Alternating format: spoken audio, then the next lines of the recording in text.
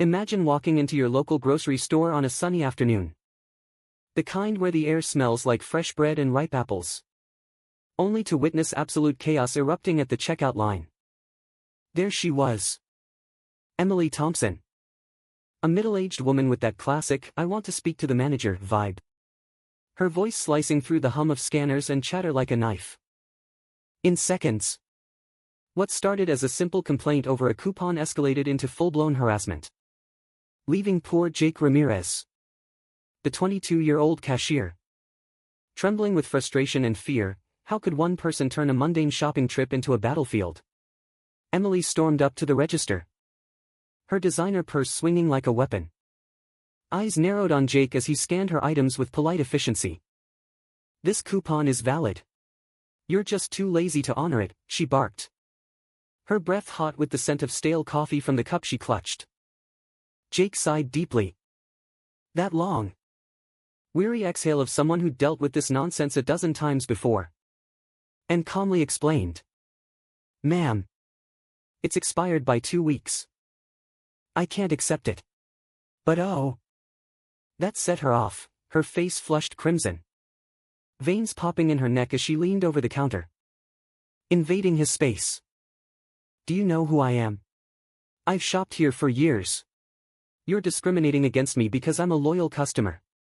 The irony hung thick in the air, mingled with the faint beep of the conveyor belt grinding to a halt. Shoppers paused, carts creaking to a stop, whispers rippling like waves. "Is she for real?" one elderly lady muttered, her voice laced with disbelief. Jake's heart pounded, a drumbeat in his chest, as he felt the heat of embarrassment creep up his neck. He wasn't just an employee, he was a college kid working double shifts to pay for tuition, dreaming of a degree in graphic design. "Why me?" he thought, his hands clammy on the register keys. Emily didn't stop there. She slammed her fist on the counter, sending a display of gum packs tumbling like dominoes, their wrappers crinkling underfoot. "You're a thief. Stealing from hard-working people like me." Her words echoed, sharp and accusatory, drawing more eyes, more judgment. The store manager, Sarah, hurried over, her heels clicking urgently on the tiled floor. But Emily turned on her too. "You're all in on it. This place is a scam."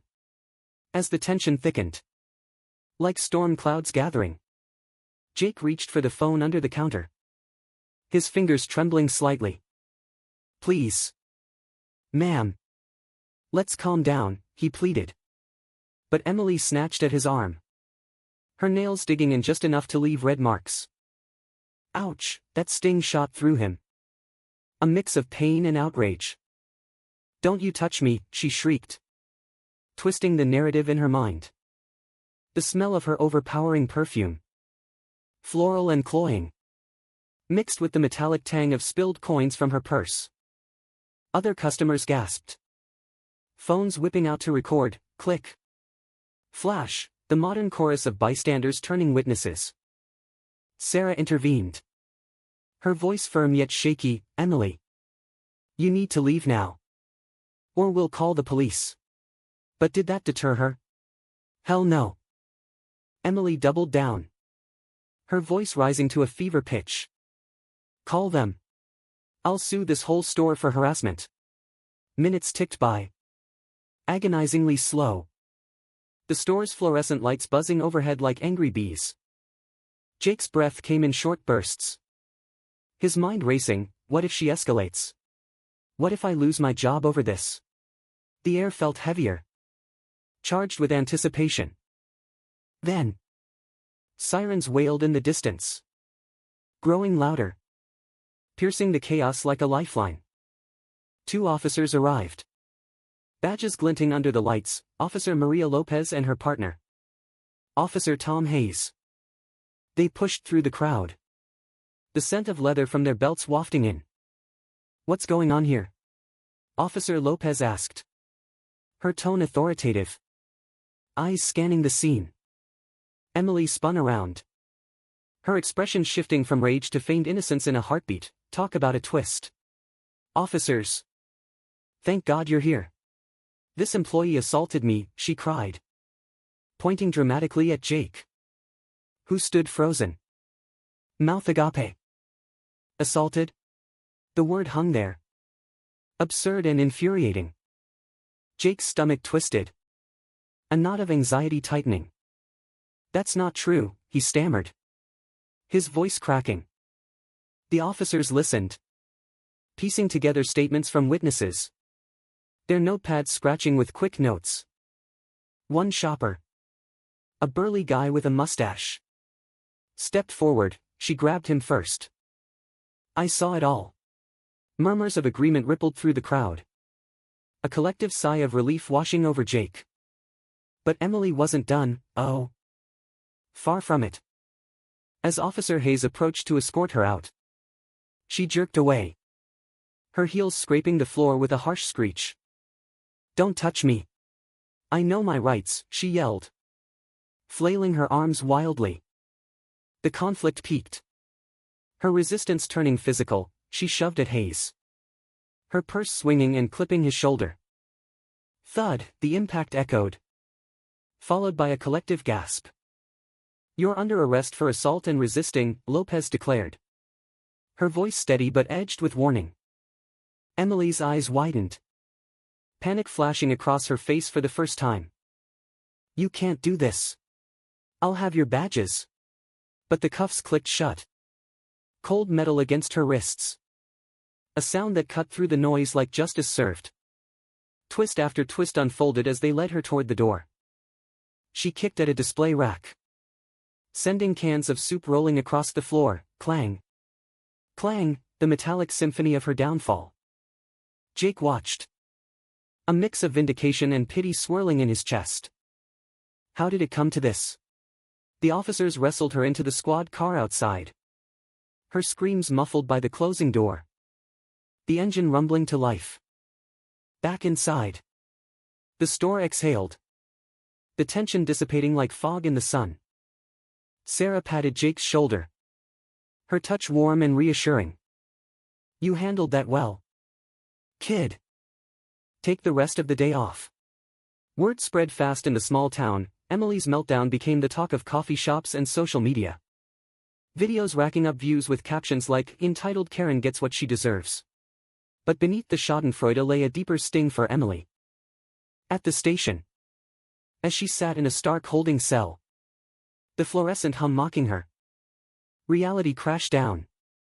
Her husband, Mark, arrived, his face etched with disappointment. Emily. This has to stop, he sighed, the weight of years of her outbursts evident in his slumped shoulders. Turns out, this wasn't her first rodeo. Previous complaints at restaurants, parks, even the DMV. Karma, that silent avenger, had been building. And now it struck hard. The court date came weeks later, the courtroom air thick with the scent of polished wood and tension. Emily, dressed in a subdued suit, fidgeted as witnesses testified, Jake's voice steady, recounting the fear he'd felt. She made me question if I was safe at work, he said, his words hanging heavy. The judge, a no-nonsense woman with glasses perched on her nose, leaned forward. Mrs. Thompson, your behavior was unacceptable. You're fined $500. Community service. And anger management classes. Emily's face crumpled, tears streaming, not from remorse, but from the bitter taste of consequences. But I was the victim, she whispered. But the gavel banged, final and echoing. In the aftermath, Jake found unexpected silver linings. The viral video led to a GoFundMe for his tuition. Donations pouring in from strangers moved by his poise. You're an inspiration, one note read, warming his heart amid the chill of memory. Emily, meanwhile, faced the music at home. Mark filed for divorce. Tired of the drama, she spent her community service hours cleaning parks. The irony not lost on her as she picked up litter under the sun's glare. Sweat dripping. Sighs escaping her lips. Why did I let entitlement rule me? She pondered. A twist of self-reflection piercing her pride. As the story wrapped, the town buzzed with lessons learned. Jake graduated, landing a design job. His future bright like the store's daylight. Emily. She faded into quiet reflection. Her outbursts curbed by the harsh slap of reality. And in that, there's a powerful message: entitlement might roar loud, but justice whispers stronger. Reminding us all to treat others with kindness, or face the karma that inevitably circles back. What if we all paused before snapping?